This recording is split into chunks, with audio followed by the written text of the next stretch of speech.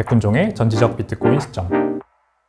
네, 안녕하세요. 10분만 비트코인 시간입니다. 지난주 어떻게 잘들 보내셨나요? 저는 가족들과 좋은 시간 보내고 바쁘게 회사 일하면서 보냈습니다. 6월 벌써 중순으로 지금 시간이 흘러가고 있는 이 와중에 비트코인 가격은 여전히 횡보하고 있고 마음이 심란하시겠지만 다들 생업에 열심히 종사하고 또 우리 좋은 그런 시절이 오도록 기도하면서 하루하루를 보내가면 좋을 것 같습니다. 먼저 지난주 영상 베스트 댓글 한번 읽고 넘어가겠습니다. 어떤 분이 실업률이 4% 미만 유지된 지 27개월째다. 그게 1967년하고 되게 비슷하다라는 댓글을 달아주셨어요. 67년도에 경기 침체 우려가 있었고 68년도에 미국 대선이 있고 한 달 뒤에 급락이 왔다. 그래서 이번에 지금 차트를 달봉으로 보면 코로나 이후부터 지금까지 그때와 너무 똑같다. 켄 피셔라고 피셔 인베스트 회장이죠. 이분도 67년 경제 상황과 지금이 되게 비슷하다고 얘기를 하더라라고 얘기했습니다. 지금은 증시와 커플링이 강하던데 침체가 발생하면 비트코인이 주가와의 커플링을 깨고 단독으로 상승할 수 있느냐? 이렇게 질문을 주셨어요. 15분이나 좋아요 눌러주셨고 저의 답변은요. 일단 먼저 켄 피셔라는 유명한 투자자분이죠. 이분이 무슨 말을 했는지 한번 정확히 보고 넘어가겠습니다.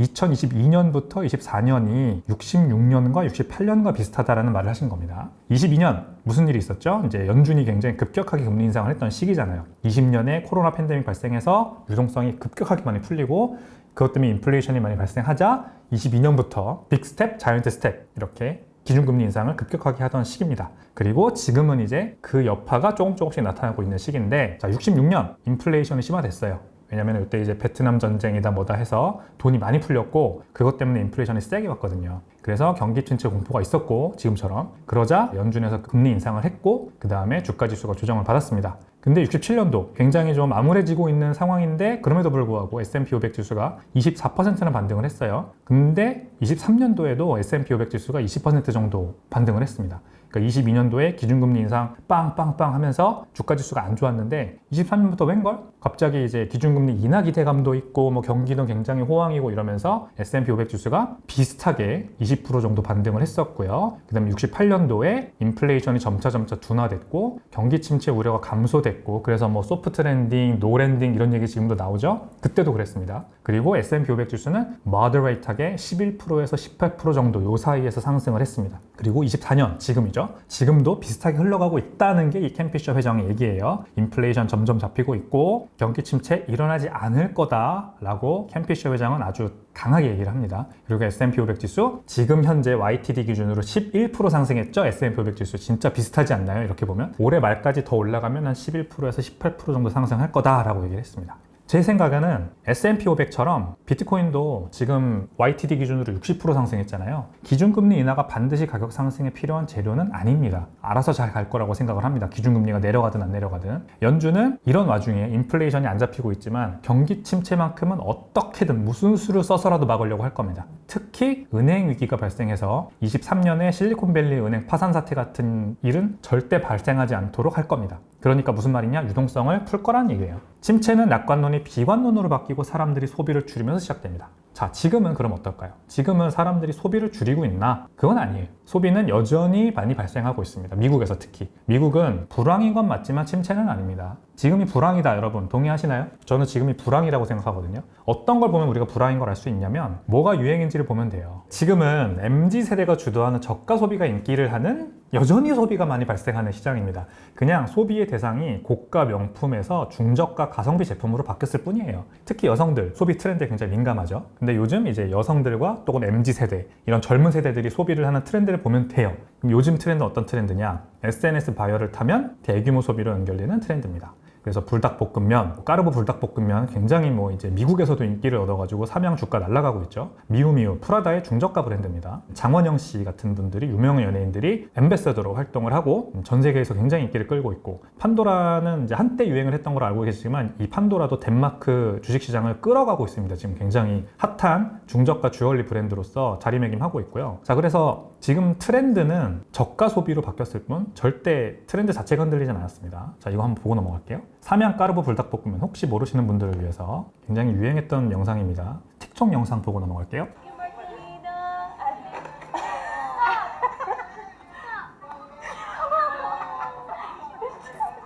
웁니다.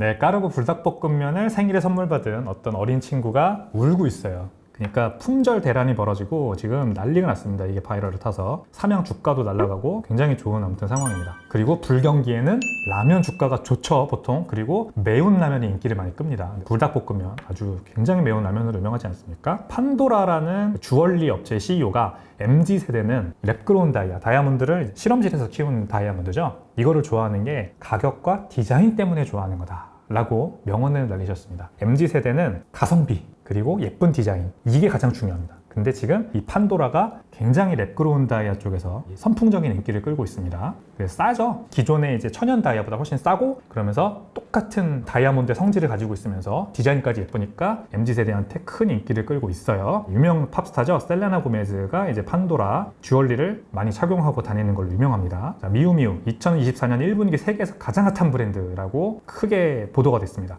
이게 뭐냐면 지금 미우미우와 뉴발란스가 콜라보를 한 운동화예요. 이게 지난 3개월간 세계에서 가장 인기 있었던 브랜드를 미우미우로 만들어준 아주 1등 공신입니다. 2024년 1분기에 세계에서 가장 핫한 패션 프로덕트에 미우미우 제품이 1위, 뉴발란스와 콜라보한 이 스니커즈 여기 있는 거죠. 그 다음에 3위에도 미우미우 스윈 브리프, 수영 용품인 것 같죠. 그 다음에 7위에도 미우미우 폴로 셔츠, 미우미우 제품이 굉장히 많죠. 그러니까 프라다는 굉장히 명품인데 이 명품 브랜드가 가지고 있는 중저가 브랜드인 미우미우가 엄청나게 핫하다. 이것도 트렌드로 보고 넘어가면 되겠죠? 그래서 주가 한번 봅시다. 삼양 연초 대비해서 157% 상승, 판도라 연초 대비 19% 상승, 프라다 연초 대비 48% 상승. 삼양은 라면을 만드는 회사, 판도라는 저가 주얼리를 만드는 회사, 미우미우는 준명품을 만드는 회사입니다.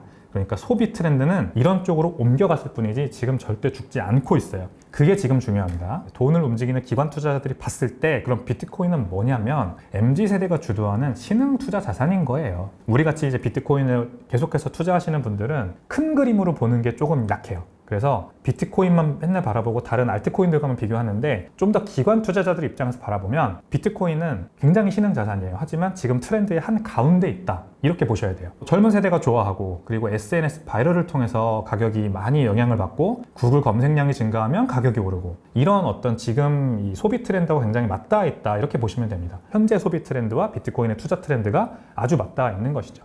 그리고 비트코인은 암호화폐라고 할 수 있는 크립토 커런시라고 할 수 있는 섹터에서 가장 크고 가장 대장주잖아요. 그래서 지금 트렌드 갈론만 가고 델론만 된다. 잘하던 애가 계속 잘한다. 이 트렌드에도 아주 잘 맞는 대장주이기 때문에 지금 가격이 잘 가는 겁니다. 그래서 연초 대비 비트코인 가격 56%, 57% 상승하고 있는 거예요. 그래서 트렌드의 관점에서 바라본 비트코인 상승 이유입니다. 자, 그래서 지난주 한번 비트코인 가격 움직임 보고 갈게요. 69,421불 촬영일 6월 10일 기준 가격이고요. 전주 대비해서 지금 0.88% 아주 소폭 상승한 상황입니다. 주간 상승률 0.88%고요. 지난주 금요일에 비농업 고용 지수라는 게 미국에서 발표돼서 그날만 3% 하락을 했어요. 그래서 여기 뚝 떨어지는 거 보이죠? 요거 때문에 주간 상승률이 좀 많이 빛을 발했습니다. 요때 많이 올랐었는데 이렇게 쭉 잘 가다가 뚝 떨어졌죠. 다른 주가 지수 한번 볼게요. 나스닥 지수, 다우존스 지수, S&P 500 지수 주초 대비해서는 올랐어요. 1% 뭐 1% 언더 올랐습니다. 하지만 금요일날 하락하는 바람에 이제 주간 상승률분을 많이 반납을 했어요. 근데 엔비디아가 지난주에 3조 달러 클럽에 진입하면서 나스닥 지수랑 다른 주가 지수들도 많이 영끌을 했어요. 그래서 여전히 매그니피센트 7이 주도하고 있는 장세는 지속되고 있습니다. 그러니까 유난히 비트코인이 좀 많이 떨어졌죠, 이날. 이유를 이제 볼게요. 비농업 고용 지수라는 게 발표가 됐습니다. 이제 지난 달 대비해서 얼마나 많이 이 농업 분야가 아닌 나머지 이제 인더스트리의 고용이 늘었나 이거를 보는 거예요. 근데 예상은 18만 건 소폭 늘 거다 이렇게 예상을 했는데 실제 까보니 27만 2천 건이나 엄청나게 고용이 일어났죠. 이게 이제 엄청난 미스잖아요. 그래서 고용이 너무 강하다, 고용률이 너무 세다, 고용시장이 너무 좋다, 그러면 기준금리 인하 아무래도 좀 유연하다 라는 인식이 퍼지면서 비트코인 가격이 많이 빠진 겁니다. 시간당 평균 임금도 올랐어요. 예상치는 0.3% 아월리 웨이지죠. 시간당 평균 임금이 늘 거로 예상했는데 0.1%포인트 늘어서 0.4%가 늘었습니다. 그래서 여기 보면 이렇게 올라갔다 내려갔다 올라갔다 내려갔다 올라갔다 내려갔다 매월 이렇게 하다가 이때는 조금 늘 거다. 여기 200이잖아요. 200 언더 18만 건, 20만 건 언더로 이렇게 평균 살짝 횡보할 거라고 봤는데 아니야 하면서 20만 건을 뚫고 27만 건이 나와버린 겁니다. 그러니까 이렇게 봤을 때는 이제 굉장히 고용 시장이 아직도 굉장히 핫하구나 라고 우리가 볼 수가 있겠죠. 근데 10년물 국채금리가 급등을 했습니다. 여기 보세요. 이제 시간별로 국채금리가 이렇게 가다가 갑자기 팍 스파이크를 하죠. 이게 이제 국채 트레이더들이 야, 기준금리 인하 안 할 것 같아 하면서 높은 금리에 대한 수요가 늘어나고 그러자 국채금리가 팍 튄 겁니다. 기준금리 인하에 대한 기대감이 그만큼 낮아졌다. 채권 트레이더들이 봤을 때는 이렇게 판단을 한 거예요. 이렇게 될 거다라고 하는 건 아닙니다. 이렇게 판단을 그들이 했다라고 해석을 하시면 됩니다. 자, 근데 우리가 좀만 더 디테일하게 들여다 볼게요. 왜냐면은 우리가 아까 주가 지수는 그렇게 많이 안 빠졌었잖아요. 비트코인 가격이 유난히 좀 많이 빠졌지만 3%는 하락을 했지만 주가 지수들은 조금 무겁게 움직였다. 그 이유는 뭐냐면 들여다보니까 이 비농업 고용지수에 노이즈가 많이 껴 있습니다. 지난 1년간 늘어난 직업들의 종류가 대부분 비정규직이에요. 여기 빨간 선으로 되어 있는 거 이제 23년 6월부터 해서 쭉 가다가 지금 늘고 있죠?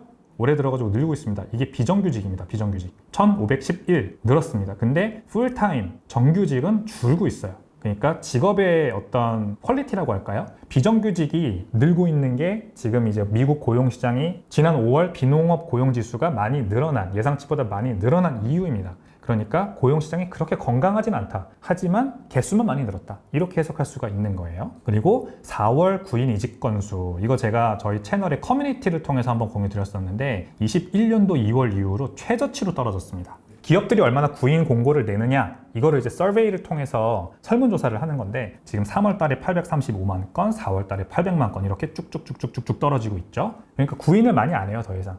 이 회사들은. 그러니까 어떤 지금 상황인지 아시겠죠? 정규직은 안 늘고 있고 오히려 줄고 있고 비정규직만 많이 늘어나고 있고 투잡 뛰시는 분들 많이 늘어나는 거죠. 정규직 가지고 계시지만 그걸로는 좀 수입이 벅차서 비정규직으로 뭐 우버 드라이버나 아니면 뭐 기익워크 같은 거 하시는 분들 늘어나고 있어서 비정규직 수만 늘어나고 있는 게 지금 현재 고용시장의 사실상 현 주소입니다. 게다가 6월 4일에 애틀랜타 연준이 미국 GDP 성장률 전망치를 엄청 대폭 인하했어요. 2분기 GDP 성장률 전망치를 3주 전에는 4.2% 성장할 거다 전망을 했었는데 6월 4일에 애틀랜타 연준이 업데이트를 했습니다. 이렇게 매월 업데이트를 하거든요. 뭐 매월이 아니라 거의 5월 달에도 4번이나 이렇게 업데이트를 했고 4월 달에도 4번 업데이트를 했죠. 그래서 6월 4일, 6월 달 처음 공개한 애틀랜타 연준의 전망치가 1.8%가 나와버렸어요. 이렇게 쭉 GDP가 한 3%에서 4% 성장선에서 쭉 가다가 5월달, 6월달 초 들어서 쭉 떨어졌죠. 여기서 1.8%. 그러니까 뭔가 문제가 있다. 지금 미국 경기가 점점 이제 차갑게 식고 있다. 이거를 애틀랜타 연준은 계산을 통해서 전망을 한 겁니다. 경기가 차갑게 식으면 아무래도 고용도 덜 일어나는 게 당연할 테고 그러면 인플레이션은 상대적으로 줄어들 수밖에 없고 연준은 경기를 부양시키기 위해서 기준금리 인하를 할 거다라는 전망도 분명히 우리가 해볼 수가 있겠죠. 전 세계 선진국 중에 가장 먼저 기준금리를 단행한 게 스위스였어요. 그리고 바로 이어서 캐나다 중앙은행이 또 기준금리 인하를 했었거든요. 근데 이거는 그렇게 크게 뉴스가 안 됐었죠. 지난주에 큰 뉴스가 된 게 뭐냐? 유럽 중앙은행인 ECB가 드디어 5년 만에 기준금리 인하를 단행을 했습니다. 4%에서 0.25% 내려서 3.75%로 내렸습니다. 전 세계 중앙은행들은 시기는 다 다르지만 통화정책을 비슷한 결로 비슷한 시기에 끌고 나가는 경향이 있어요. 미국이 가장 느리겠죠, 아무래도. 근데 일단 스위스가 먼저 했고 그 다음에 캐나다가 따라갔고 이제 유럽중앙은행인 ECB도 기준금리 인하를 했습니다. 지금 시장에서는 다음 타자는 영국이 될 거다 이렇게 예상을 하고 있어요. 영국 중앙은행도 조만간 기준금리 인하 할 거다. 그 다음은 누가 될 거냐? 결국 미국도 기준금리 인하를 하지 않겠냐라는 시각이 지금 있는 겁니다. 선진국 중앙은행들은 기준금리 인하 행렬에 하나하나 동참을 하고 있다. 미국도 그래서 조만간 그 대열에 합류할 수 있다. 요거를 우리가 또 보고 넘어가면 좋을 것 같습니다. 미국 지금 비트코인 ETF 시장을 한번 볼게요. 6월 4일에서 5일 이틀 동안만 13억 7천만 달러의 자금이 유입됐습니다. 보통 일간 유입량이 한 2억에서 3억 달러 정도니까 이틀 동안 13억 달러가 들어왔다는 거는 뭐 평소에 3배, 4배 정도 들어왔다고 볼 수가 있겠죠. 여기 불뚝 솟은 이때가 이제 6월 4일, 그 다음날 6월 5일입니다. 8억 불, 4억 불 이렇게 들어온 겁니다. 굉장히 큰 자금이 지금 비트코인 ETF를 통해서 비트코인 시장에 들어오고 있어요. 지난 금요일 6월 7일 기준으로 19일 연속 순유입 상황입니다. 하루도 빠져나간 날이 없습니다. 계속해서 5월 중순부터 시작해서 쭉쭉쭉쭉쭉쭉 순유입만 들어오고 있는 상황. 그래서 기관들의 비트코인에 대한 수요가 굉장히 견조하다. 지금 기관 투자자들의 눈에 비트코인은 첫 번째, 이제 앞으로 양적 완화를 할 거고 연준이 기준금리 인하도 할 것 같은데 그럴 때 굉장히 큰 수혜를 볼 수 있는 테마주라고 지금 읽고 있는 거고 게다가 지난 2023년부터 기준금리 인하 안 했고 그 다음에 계속해서 인플레이션 높았어요. 지금도 마찬가지잖아요. 고금리 고인플레 환경이에요.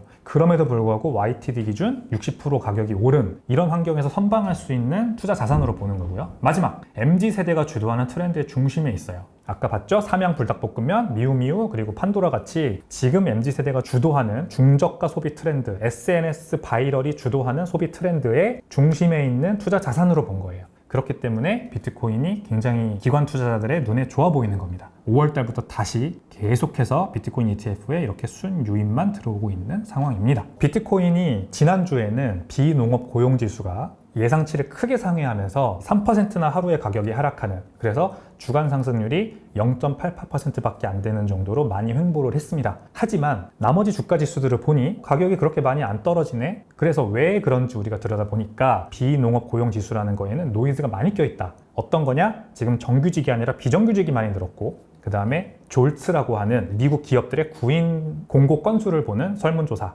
이거는 상당히 많이 떨어졌고, 그래서 미국 고용시장이 사실상 좀 식고 있는 게 보이고, 애틀란타 연준이 발표한 미국의 2분기 GDP 성장률 원래 4.2% 전망했었는데 1.8%로 확 꺾여버린 상황, 이런 것들이 다 고용시장이 그렇게 좋지 않고 사실 식고 있을 가능성이 있고, 그 다음에 미국 경기도 조금씩 식고 있을 가능성이 있어서 이제 연준이 경기 침체는 무조건 막아야 하는 그 사명감 때문에 기준금리 인하를 곧 할 수 있는 가능성이 여전히 있다는 거고요. 게다가 스위스, 캐나다 중앙은행이 이어서 ECB까지 얼마 전에 기준금리 인하를 단행했기 때문에 미국 연준도 이제 조만간 그 행렬에 동참할 수 있다라는 얘기 드렸습니다.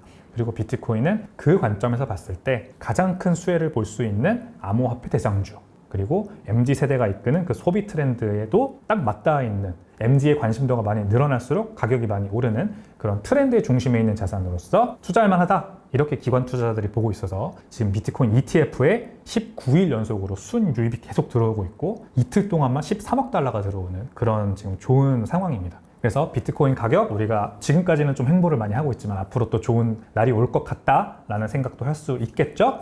1부 여기서 마무리하겠습니다. 1부 영상 마음에 드셨다면요, 구독과 좋아요 그리고 알림 설정까지 부탁드리겠습니다. 감사합니다.